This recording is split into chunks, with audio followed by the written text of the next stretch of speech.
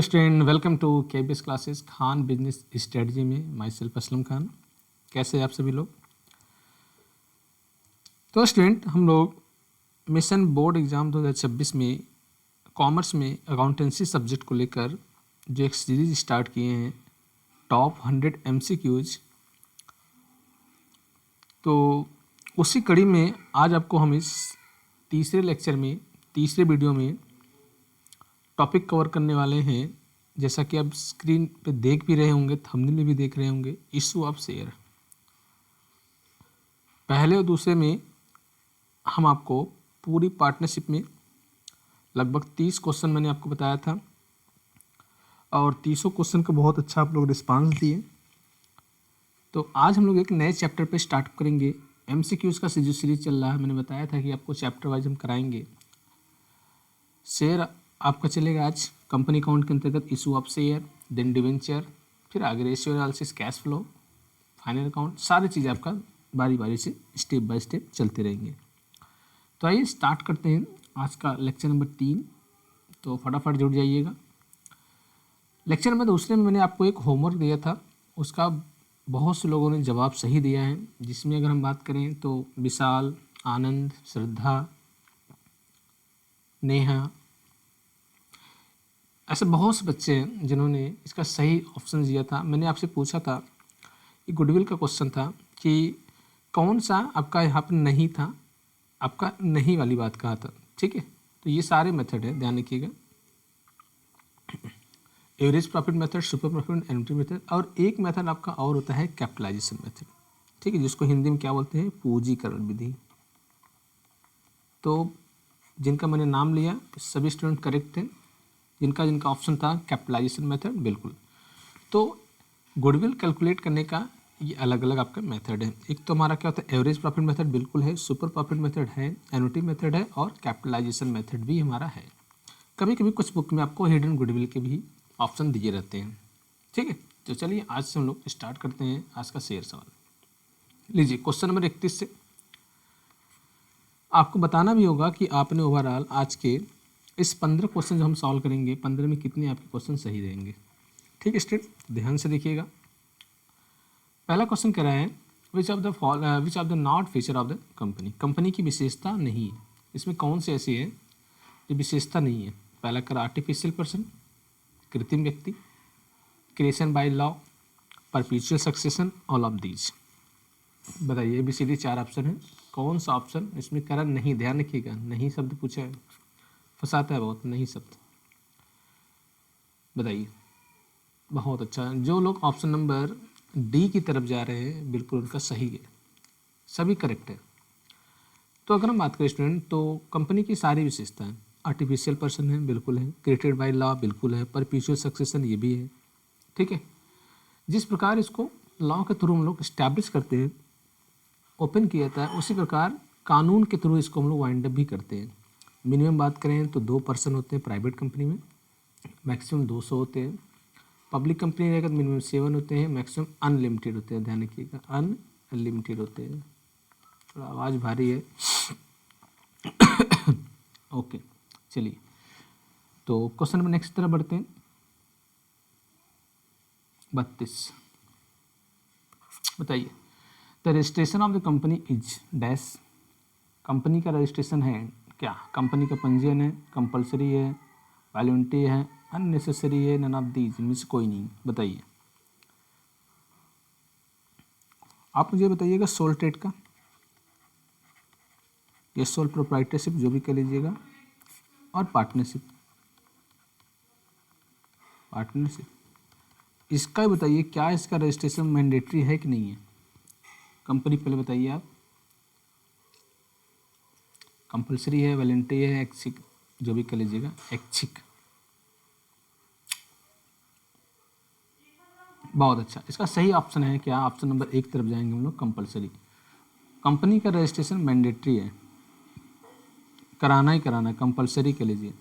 हाँ, अगर हम बात करें सोल प्रोप्राइटरशिप का या फिर पार्टनरशिप का, ये जो आपका रजिस्ट्रेशन इनका है वो वॉलंटरी है, अपनी इच्छा पर कराइए चाहे मत कराइए, कोई दिक्कत नहीं।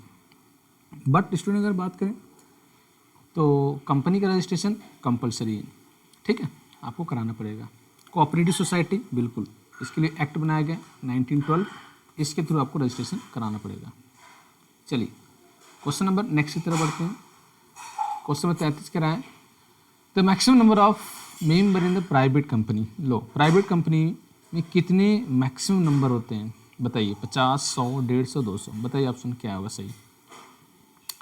ध्यान से जो लोग पढ़ रहे होंगे बता सकते हैं बिल्कुल। अभी मैंने थोड़ी देर पहले मैंने इसका जिक्र भी किया, प्राइवेट कंपनी। चलिए यही बात पे प्राइवेट कंपनी के बारे में थोड़ा सा बता दें आपको। प्राइवेट कंपनी का सेक्शन क्या है स्टूडेंट? बहुत बार एग्जाम पूछा है। पब्लिक कंपनी का सेक्शन क्या है? सारे का सेक्शन 1% कंपनी, इसका सेक्शन क्या है? और गवर्नमेंट कंपनी इसका सेक्शन, सभी का सेक्शन बताइए, कमेंट करके जल्दी बताइएगा, सबका बताइए, चारों का सेक्शन भी बताना आपको। एग्जाम में बहुत बार एग्जाम में पूछा गया है सेक्शन। तो एक निजी कंपनी में, एक प्राइवेट कंपनी मैक्सिमम जो होता है स्टूडेंट ध्यान रखिए वो 200 होता है। हालांकि पहले जो होता था वो 50 था, बट अब कंपनी एक्ट 2013 के अंतर्गत इसकी जो संख्या वो बढ़ाकर 50 से 200 कर दिया गया। Minimum 2, maximum 200।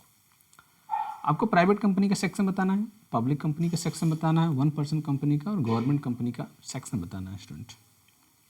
बताइए इसका सही ऑप्शन क्या होगा?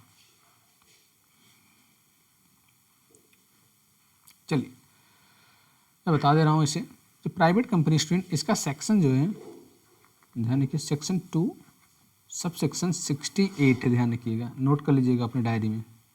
ये प्राइवेट कंपनी का सेक्शन है। पब्लिक का क्या है? इसका सेक्शन स्टूडेंट बात करें तो सेक्शन 2 सब सेक्शन 71, ध्यान रखिएगा, ये पब्लिक कंपनी का। 1% का जो सेक्शन है 2 सब सेक्शन 62 है, 62। और गवर्नमेंट कंपनी का जो सेक्शन है और section 2 sub section 45, section 2 sub section 25।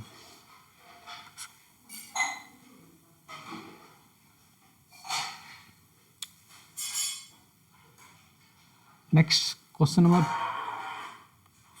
34 बताइए।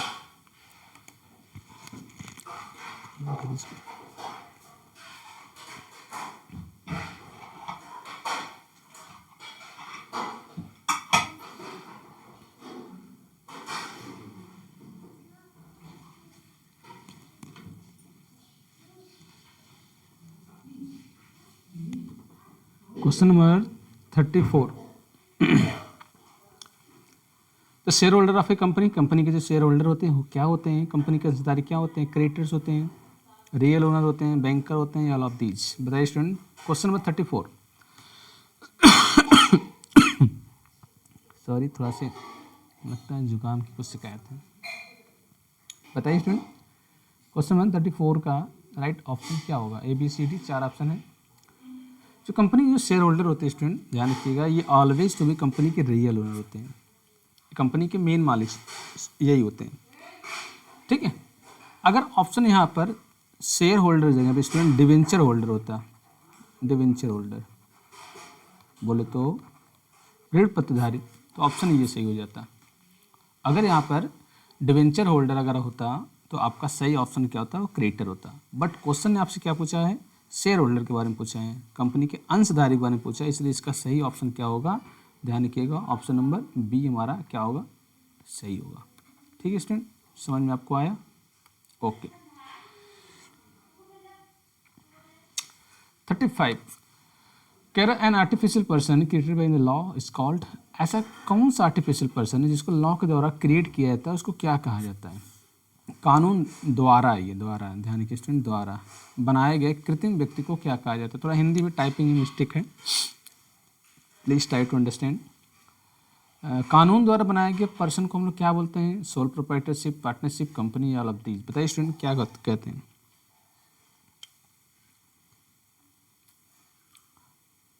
वैसे सारे ही आर्टिफिशियल हैं, बट लॉ ध्यान रखिए, ये क्या वर्ड है, लॉ है। सारे आपके आर्टिफिशियल है, यानी कि सारे आर्टिफिशियल, बट क्या है, in the I of law, कानून की निगाह में। तो कानून की निगाह में जो आर्टिफिशियल पर्सन क्रिएट किया जाता है उससे हम लोग कंपनी का नाम देते हैं। स्टूडेंट ध्यान रखिएगा, उसका क्या नाम है, कंपनी। कंपनी का सेक्शन थोड़ा मुझे बता दीजिए कोई, कंपनी का सेक्शन, इसको मैं बताऊंगा नहीं, ये क्वेश्चन मार्क में डाल दे रहा हूँ, आप बताइएगा कंपनी का सेक्शन क्या है। मैंने सारे company, public company, private company, 1% और गवर्नमेंट कंपनी को मैंने बता दिया। आपको कंपनी का सेक्शन बताना कमेंट करके, कंपनी का सेक्शन क्या है कंपनी एक्ट 2013 के अंतर्गत। आइए 36 की तरफ चलते हैं। 36 कह रहे हैं, the liabilities of a member of A company is dash dash. किसी कंपनी के जो मेंबर होते हैं उनकी लायबिलिटीज क्या होती है। एक कंपनी में सदस्यों की जिम्मेदारी होती है, क्या होती है, limited, unlimited, stable and fluctuating. एक कंपनी में सदस्यों की जिम्मेदारी क्या होती है, लिमिटेड होती है, अनलिमिटेड होती है, स्टेबल या फ्लक्चुएशन। बताइए, आप मुझे बताइएगा, सोल प्रोप्राइटरशिप या सोल जो ट्रेड है, इसकी लायबिलिटीज़ क्या होती है, इसकी लायबिलिटीज़ क्या होती है। ध्यान रखिए स्टूडेंट, सोल प्रोप्राइटरशिप हो गया, पार्टनरशिप हो गया, ठीक है, इसकी जो लायबिलिटीज होती है वो अनलिमिटेड होती है। ध्यान रखिएगा, अनलिमिटेड होती है, असीमित होती है दोनों की। बट अगर हम लोग बात करें कंपनी के केस में, ध्यान रखिएगा, कंपनी के केस में इनकी जो लायबिलिटी होती है वो लिमिटेड होती है। सर कहाँ तक लिमिटेड होती है, जहाँ तक वो शेयर खरीदे होते हैं, ठीक है, मतलब जो व्यक्ति, जो पर्सन, जो शेयर होल्डर जितना शेयर खरीदा होता है उस पर जितना पैसा उसका रहता है वहाँ तक क्या रहता है, लिमिटेड रहता है। तो इसलिए जो liabilities of the member of the company, उसकी जो लायबिलिटी होती है क्या होती है, वो लिमिटेड होती है, ठीक है, शेयर की वैल्यू तक, जितना शेयर परचेज किया उसकी वैल्यू तक। आई 36 करा share holder receive from A company. ध्यान रखिए स्टूडेंट, मैं आपसे कह रहा हूँ कि ये जो क्वेश्चन आप सॉल्व कर रहे हैं, पढ़ रहे हैं, ये सारे PYQ हैं, यूपी बोर्ड के सारे PYQ हैं, यूपी बोर्ड, CBSE बोर्ड, यहाँ तक कि जो भी कंपटीशन के एग्जाम है, UP TGT, PGT, EMRS, KVS, NVS, UGC net, सारे PYQ मैंने ही लिया है। तो ये बहुत ही इंपॉर्टेंट है, ध्यान रखिए सारे एग्जाम को लेकर, और स्पेशली यूपी बोर्ड का तो हम लोग का टारगेट तो है ही है, लेकिन और भी कम्पिटेटिव जितने भी कॉमर्स के बनते हैं अकाउंटेंसी सब्जेक्ट से, वो सारे इंपॉर्टेंट है। क्या मिलता है उनको, इंटरेस्ट, कमीशन, प्रॉफिट, डिविडेंड। बताइए स्टूडेंट, ABCD 4 ऑप्शन है। शेयर होल्डर शेयर परचेज करेंगे, चाहे इक्विटी हो चाहे प्रेफरेंस। शेयर दो प्रकार के होते हैं स्टूडेंट, एक हमारे इक्विटी शेयर जिसको समतांश बोलते हैं, दूसरा हमारे क्या होते हैं, प्रेफरेंस शेयर होते हैं, ठीक है, इक्विटी एंड प्रेफरेंस। ये लोग जो शेयर खरीदते हैं ना, इसके बदले में इनको जो मिलता है स्टूडेंट, ध्यान रखिएगा, उसको लाभांश बोला जाता है, इंटरेस्ट नहीं मिलता। इंटरेस्ट की बात तब आती है सर, लोन की बात आती है, बिल्कुल, बहुत अच्छा। इंटरेस्ट की बात कब आती है, लोन की बात होती है, तब ब्याज की बात आती है, ठीक है स्टूडेंट, कमीशन प्रॉफिट की कोई बातें नहीं है। तो ऑप्शन इसका डी बिल्कुल राइट ऑप्शन होगा, डिविडेंड। आइए 38 की तरफ बढ़ते हैं। Which of the following is not type of share, इनमें कौन सा शेयर का प्रकार नहीं है। ABCD 4 ऑप्शन है, इसमें बताएं आपको है कि कौन एक ऐसा है इन चारों में से जो शेयर का प्रकार नहीं है। सर दो तो आप बता ही दिए अभी जस्ट, हाँ ये देखिए, इसके पहले मैंने यहाँ दो ही बता दिए, ये देखो दो तो मैंने बता दिया, इक्विटी एंड प्रेफरेंस। अब ये तो है, ये प्रकार है इंस्टेंट, इक्विटी है, यस सर है, प्रेफरेंस है। अब बताइए बोनस है या बेरर आपका है, बताइए। A एंड D तो कट गया, कट गया मतलब ये प्रकार है स्टूडेंट, ठीक है, कट गया मतलब प्रकार है ये, बोनस शेयर, बेरर शेयर। आपको B और C में एक चूज करना है। तो जो लोग भी ऑप्शन नंबर C की तरफ जा रहे हैं, बहुत अच्छा, C की तरफ जा रहे हैं, वो बिल्कुल करेक्ट है। ऐसा कोई शेयर नहीं होता, इक्विटी शेयर होता है, बोनस शेयर होता है, प्रेफरेंस शेयर होता है, स्वेट इक्विटी शेयर होता है, राइट शेयर होता है, बट बेरर नहीं होता। बेरर डिवेंचर होता है स्टूडेंट, ध्यान रखिए, डिवेंचर चैप्टर में आपको बेरर डिवेंचर मिलेगा, बेरर डिवेंचर मिलेगा आपको, ठीक है, रजिस्टर्ड डिवेंचर, मॉर्गेज डिवेंचर, ये सारे डिवेंचर के पार्ट्स मिलेंगे, बट बेरर नाम का कोई भी शेयर नहीं होता स्टूडेंट, ठीक है। ओके 39 देखते हैं क्या कह रहा है 39। To whom dividend given a fix rate of the company. अच्छा ये बात है, मतलब ऐसा कौन बंदा है, मतलब जो व्यक्ति कंपनी के शेयर्स को खरीदा है जिनको कंपनी के से फिक्स रेट से डिविडेंड मिलता है। तो शेयर जो पर्सन खरीदेगा उसको तो कन्फर्म लाभांश तो मिलेगा, बट किनका फिक्स रेट होता है उनका नाम बताना है। Promoters, equity share holder, preference share holder, none of these. Student ये क्या होते हैं प्रोमोटर? देखो प्रमोटर वो पर्सन होते हैं जो कंपनी की स्थापना में महत्वपूर्ण भूमिका निभाते हैं, फाउंडर होते हैं इसके। शुरुआत में सबसे पहले कंपनी की इस्टेब्लिश में सबसे पहले शुरुआत करते हैं, उनको प्रमोटर माना गया। जैसे BHU बनारस हिंदू यूनिवर्सिटी, इसके प्रमोटर कौन है? पंडित मदन मोहन मालवीय साहब। तो इनको प्रमोटर माना गया, पंडित मदन मोहन मालवीय साहब को क्या माना गया? प्रमोटर माना गया। तो वैसे ऐसा पर्सन जो कंपनी की स्थापना शुरुआत में सबसे पहले सोचता है, उसके आइडिया विचार, कंपनी की रूल रेगुलेशन बनाना, इसके बाद सारे फॉर्मेलिटीज़ को पूरा करना, ठीक है, सरकार से परमिशन लेना, ये सारा काम जो कौन करता है उसको प्रमोटर बोलते हैं। ये स्टूडेंट आपको कंपनी लॉ के अंतर्गत आपको टॉपिक मिलेगा, बीकॉम में जो पढ़े होंगे उनको अच्छी तरह से मालूम होगा प्रमोटर के बारे में। Equity share holder, preference share holder, बताइए क्या मैं इक्विटी शेयर होल्डर को रेट ऑफ डिविडेंड क्या फिक्स होता है? नहीं स्टूडेंट, इक्विटी शेयर होल्डर का जो रेट ऑफ डिविडेंड होता है फिक्स नहीं होता। फिक्स किसका होता है सर? प्रेफरेंस का होता है, जिसका सही ऑप्शन क्या होगा? सी। प्रेफरेंस शेयर होल्डर होते हैं ये सिर्फ कंपनी के प्रॉफिट के लिए जुड़े होते हैं, बाकी कंपनी के ओनरशिप से कोई मतलब नहीं, कंपनी की वोटिंग पावर से कोई मतलब नहीं, बोर्ड ऑफ डायरेक्टर की मीटिंग में बैठने का कोई अधिकार नहीं। ये सिर्फ और सिर्फ कंपनी में जुड़े होते हैं ओनली प्रॉफिट को कमाने के लिए। ना तो ये ओनर होते हैं, ना तो बोर्ड ऑफ डायरेक्टर की मीटिंग करते हैं, ना उनको वोटिंग करने का पावर होता है, ऐसा कुछ भी नहीं। रेयर केस में आपको कुछ केस ऐसा मिलेगा जहाँ पर आपको वोटिंग करने का पावर मिलता है। कब मिलता है? जैसे सर हो सकता है पिछले कई सालों से इनका डिविडेंड डिक्लेयर नहीं किया गया, इनको ना मिला हो, तो उस केस में आपको प्रेफरेंस शेयर होल्डर को भी बोर्ड ऑफ डायरेक्टर की मीटिंग में, जैसे AGM हो गया, तो इसमें बैठने का पावर हो जाता है, अदरवाइज नहीं होता है रेयर केस में, ठीक है। तो प्रेफरेंस शेयर होल्डर को एक फ़ायदा होता है कि जो लाभांश मिलेगा, डिविडेंड मिलेगा, वो फिक्स रेट से मिलता है। इसके बाद प्रॉफिट जो बचता है तो वो पैसा आपको इक्विटी शेयर होल्डर को मिलता है, रेट फिक्स नहीं होता है, ठीक है इनका। तो क्वेश्चन नंबर 39 का सी सही ऑप्शन होगा। आइए 40 देखते हैं। करें the portion of the capital which can be called only the wind of the company is called. ऐसा कौन सा भाग होता है जो कंपनी के समापन के समय मांगा जाता है? या कलिए पूंजी का वह हिस्सा जो कंपनी के समापन पर मांगा जाता है। समापन मतलब जो कंपनी को बंद किया जाएगा स्टूडेंट, ठीक है, बंद किया जाएगा। वैसे कंपनी को इस्टेब्लिश रूल्स के अकॉर्डिंग होता है, इसी प्रकार कंपनी को जो वाइंड अप होता है, समापन भी होता है, वो रूल्स के अकॉर्डिंग होता है। ऐसा नहीं मनमानी बंद कर दीजिए, आपको गवर्नमेंट से परमिशन लेना पड़ेगा, कोर्ट के द्वारा ट्रिब्यूनल्स परमिशन, शेयर होल्डर्स की रजामंदी, तमाम प्रकार की जो लीगल फॉर्मेलिटीज़ है उसको पूरा करने के बाद, फुलफिल करने के बाद ही आपका वाइंड अप का प्रोसेस कंप्लीट होता है।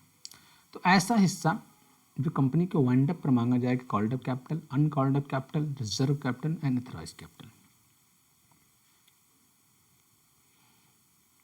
बताइए ABCD 4 ऑप्शन कौन सा सही होगा?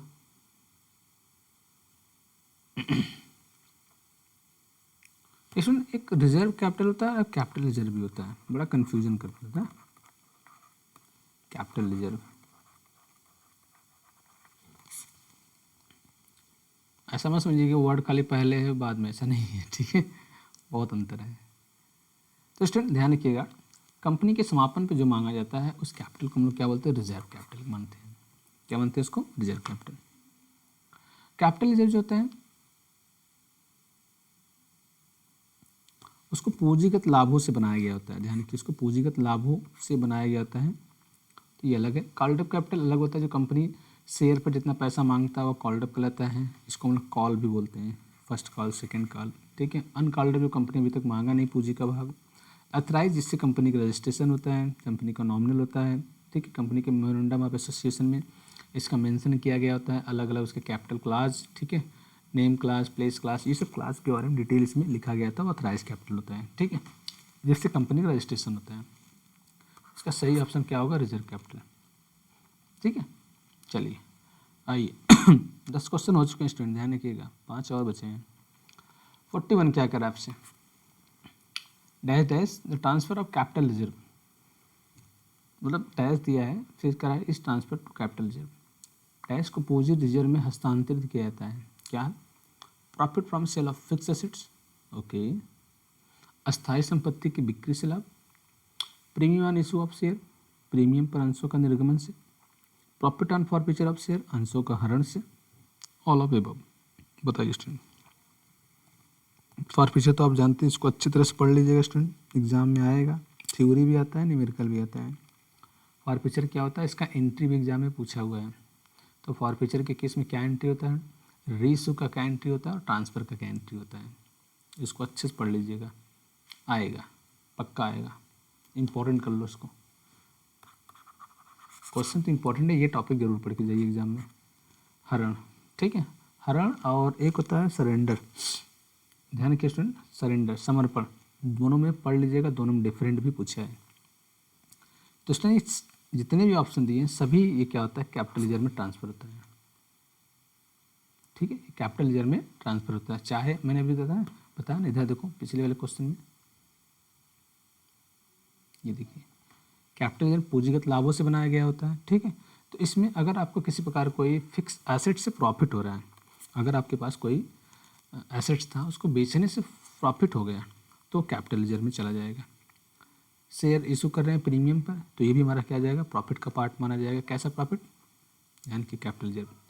और फॉरफिट कर रहे हैं, फॉरफिट का मतलब होता है स्टूडेंट कि कोई शेयर होल्डर अपने अंशों पर पैसा नहीं दे पा रहा है, एप्लीकेशन क्या दिया, अलॉटमेंट का या कॉल का नहीं दिया, या अलॉटमेंट का दिया, कॉल का नहीं दे पाया, फर्स्ट कॉल सेकंड कॉल जो भी कॉल रहा होगा नहीं दे पाया, तो इन केस कंपनी क्या करता है? नोटिस देने के बाद उस शेयर होल्डर के शेयर्स को जब जब्त कर लेता है तो ये प्रोसेस हमारा क्या कहलाता है? अंशों का हरण कहलाता है। तो इसका सही ऑप्शन डी होगा। आई 42 शेयर एप्लीकेशन अकाउंट, बताइए अंश आवेदन खाता क्या है?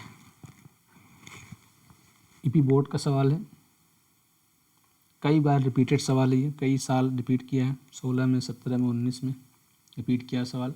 पर्सनल है, रियल है, नॉमिनल है, या नन ऑफ दीज। बताइए स्टूडेंट, क्वेश्चन नंबर 42 का सही ऑप्शन क्या होगा?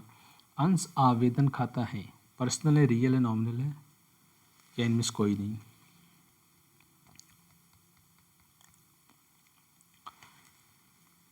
ये आपका सही ऑप्शन होगा, बताइए, ए, पर्सनल अकाउंट। सर क्यों पर्सनल? क्योंकि शेयर एप्लीकेशन में अलग अलग शेयर होल्डर जो होते हैं वो पैसा भेजते हैं, तो वो किसी पर्सन का क्या करता है? रिप्रेजेंट करता है। ये किसी व्यक्ति विशेष को क्या करता है? रिप्रेजेंट करता है। इसलिए जो शेयर एप्लीकेशन होता है वो हमारा करता है पर्सनल अकाउंट के अंतर्गत आता है। कारण क्या है? ये किसी पर्सन, किसी खास को क्या करता है? रिप्रेजेंट करता है, इसलिए ये आपका पर्सनल अकाउंट के अंतर्गत माना जाता है। आइए 43, share can be issue, share को इशू किया जा सकता है पार पर, प्रीमियम पर, डिस्काउंट पर, ऑल ऑफ दीज। ओहो, बताइए स्टूडेंट, 43 का सही ऑप्शन। सर पार पे कर सकते हैं, क्या होता है मालूम है पार? और समझाते हैं। जो फेस वैल्यू है, फेस वैल्यू या इसको नॉमिनल वैल्यू, 100 रुपये का शेयर है और उसे 100 पर इशू कर दो, ये कहलाता है पार। मतलब जितने के शेयर उतने पर। प्रीमियम हमेशा क्या होता है? थोड़ा सा महंगा होता है। 100 का शेयर लो सर 110, 115, 120 चला गया, क्या कहलाएगा? प्रीमियम।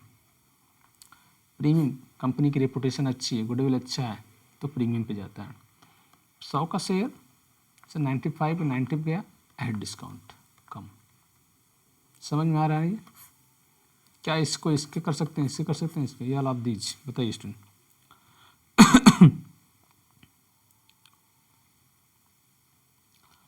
ध्यान रखिएगा स्टूडेंट, इसका सही ऑप्शन, थोड़ा सा यहाँ मुझे ऑप्शन में डाउट हो रहा है फिलहाल ऑप्शन आप डी पे जाइएगा।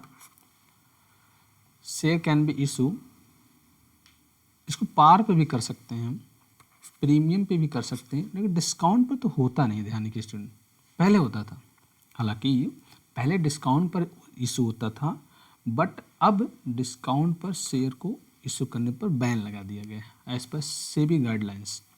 सेबी गाइडलाइंस के अकॉर्डिंग अब कोई भी कंपनी एट डिस्काउंट पर शेयर इशू नहीं कर सकती है। तो ध्यान रखिएगा, वो सिर्फ और सिर्फ अब पार पे करेगी और या प्रीमियम पे करेगी, डिस्काउंट पे नहीं हो सकता। अब चूँकि यहाँ पर ऑप्शन कुछ ऐसा है ही नहीं है, इसलिए आप उसको डी पर जाइएगा। अगर आपको भी एग्ज़ाम में कुछ ऐसे क्वेश्चन मिले जहाँ पर 2 बन रहे हैं ऑप्शन, तीसरा में आपको कन्फ्यूजन है, तो ऑल ऑफ दीज आपके लिए बेस्ट ऑप्शन है। हाँ, एक ऑप्शन अगर यहाँ और रहा होता बोथ, मतलब ए और बी, तो उस पर आप टिक करिएगा, बोथ पर, ठीक है, ए और बी बोथ होता तो उस पर, बट यहाँ पर नहीं दिया, इसलिए इसका सही ऑप्शन कहाँ जाएगा आपका, ऑल ऑफ दीज, ठीक है। तो ध्यान रखिएगा, पार पर प्रीमियम पर, हाँ डिस्काउंट पर एक चीज़ हो सकता है, स्वेट इक्विटी शेयर, ध्यान रखिएगा, अगर ऑप्शन दे स्वेट इक्विटी शेयर, ठीक है, जो कंपनी अपने एम्प्लाई को, ठीक है, प्रशासनिक अधिकारी को, तमाम प्रकार के जो भी कंपनी के लिए बहुत मेहनत की है, कंपनी के विकास में, तरक्की में खून पसीना एक कर दिए, स्वेट का मतलब होता है पसीना, ठीक है, टेक्निकल नॉलेज दिए हैं, बहुत कुछ मैनेजरियल डिसीजन दिए हैं, तमाम प्रकार की चीज़ें, जिससे कंपनी के ओवरऑल ग्रोथ में उनका महान योगदान है। तो इसके बदले में कंपनी उनको कुछ शेयर देता है, जिसे हम लोग स्वेट इक्विटी शेयर के नाम से जानते हैं। सिर्फ यही इकलौता एक ऐसा शेयर है जिसे हम लोग डिस्काउंट पर इशू कर सकते हैं। तो ध्यान रखिएगा, अगर आपसे कभी कोई पूछे कोई ऐसा शेयर है क्या इसको डिस्काउंट पर इशू कर सकते हैं, तो बताइएगा यस, स्वेट इक्विटी शेयर प्रस्वेश समतांश, जिसे डिस्काउंट पर इशू किया जा सकता है, ठीक है। ओके, आइए क्वेश्चन 44 की तरफ। व्हेन शेयर फॉरफिटेड, जब शेयर को फॉरफिट किया जाता है, then share capital is debited. लो भाई, जो अंशों को हरण किया जाता है, जब पूंजी खाते को डैश डेबिट किया जाएगा। मतलब आपको मालूम होगा कि फॉरफीचर के केस में हम लोग क्या करते हैं, सर शेयर कैपिटल को डेबिट करते हैं, यही एंट्री होता है ना। और प्रीमियम अगर बकाया है तो सिक्योरिटी प्रीमियम भी करते हैं, अगर है तो, नहीं तो कोई बात नहीं। और प्लस जितने भी आपका पैसा रहता है लिख दीजिए, अलॉटमेंट तो allotment, first call to first call, final call to forfeiture, यही करते हैं एंट्री ने। ओके, ये जो शेयर कैपिटल किया जाएगा किससे डेबिट किया जाएगा, ऑप्शन कॉल्ड अप कैपिटल से, पेड अप कैपिटल से, एरियर से, रिजर्व कैपिटल से, बताइए। ये कॉल्ड अप कैपिटल से होगा, पेड अप कैपिटल से होगा, एरियर से होगा, रिजर्व कैपिटल से होगा। ये जो से बहुत, ये देखिए बहुत इंपॉर्टेंट क्वेश्चन है स्टूडेंट, ये एग्जाम में आ चुका है, अभी बोर्ड में 3-4 बार ये भी रिपीट किया गया क्वेश्चन, और कंपटीशन में तो आता ही है, कंपटीशन में तो ये सवाल आता ही आता है, यूपी टीजीटी पीजीटी में कई बार भी ये रिपीटेड क्वेश्चन। तो ध्यान रखिए, ये हमेशा कॉल्ड अप से होता है। कंपनी जितना भी पैसा अब तक मांगा है शेयर पर, जैसे सपोज करिए एक शेयर का फेस वैल्यू है 10, कंपनी अब तक इस पर सिर्फ 7 रुपये मांगा है, तो ये हमारा कहलाए कॉल्ड अप। तो यहाँ हम 7 के रेट से मल्टीप्लाई कर देंगे जो भी शेयर होगा, मान लो यहाँ पे 100 शेयर, तो 100 से मल्टीप्लाई, ठीक है, इसको बोलते हैं कॉल्ड अप। अगर कंपनी पूरा मांग लिया है तो उसने 10 का 10 से मल्टीप्लाई कर दीजिएगा, इसलिए इसका सही ऑप्शन क्या होगा, 44 का option number A, this is the called up capital. Arrear मतलब बकाया, पेड अप मतलब कंपनी को जितना पैसा शेयर होल्डर से मिल चुका है, रिजर्व कैपिटल मैंने आपको ऑलरेडी बता दिया। आज का last question, as per SEBI rules what the minimum subscription, SEBI के नियमानुसार न्यूनतम विधान कितने प्रतिशत तक होना चाहिए, 45%, 90, 95, 99।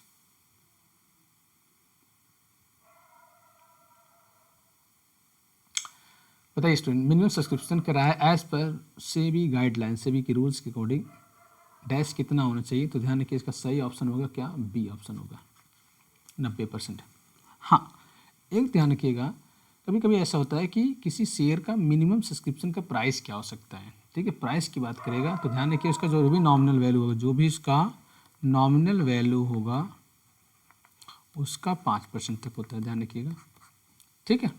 मतलब एप्लीकेशन का रेट क्या होगा, किसी भी शेयर का एप्लीकेशन का रेट क्या होगा, तो शेयर का जो भी हमारा होगा 5% तक होगा, इसको ध्यान रखिएगा स्टूडेंट, ठीक है। ओके, तो आज का बस इतना ही क्वेश्चन था, तो 15 क्वेश्चन हम लोग सॉल्व किए आज। कैसा लगा क्लास ज़रूर बताइएगा, किसी क्वेश्चन में अगर आपको डाउट हो तो प्लीज़ कमेंट करके बताइएगा, नेक्स्ट क्लास में हम देखेंगे, आपके कमेंट को भी देखेंगे और बताएंगे, अगर किसी प्रकार कोई डाउट है तो उसको भी सॉल्व करेंगे। चैनल पहली बार है तो प्लीज़ लाइक करिए, शेयर करिए, सब्सक्राइब भी करिएगा और अपने दोस्तों के साथ इसको शेयर करिएगा, जिससे और भी बच्चों को अधिक से अधिक इसका लाभ हो सके, उनका आगामी जो भी एग्ज़ाम है यूपी बोर्ड से लेकर कंपटीशन, वहाँ भी इनके लिए हेल्पफुल हो। बाकी मैं आपके लिए हमेशा तैयार हूँ। मिलते हैं नेक्स्ट क्लास में। कुछ शेयर के क्वेश्चन लेंगे और डिवेंचर के भी टॉपिक को कवर करने का प्रयास करेंगे। ठीक है स्टूडेंट, ओके, मिलते हैं नेक्स्ट क्लास में। Thank you.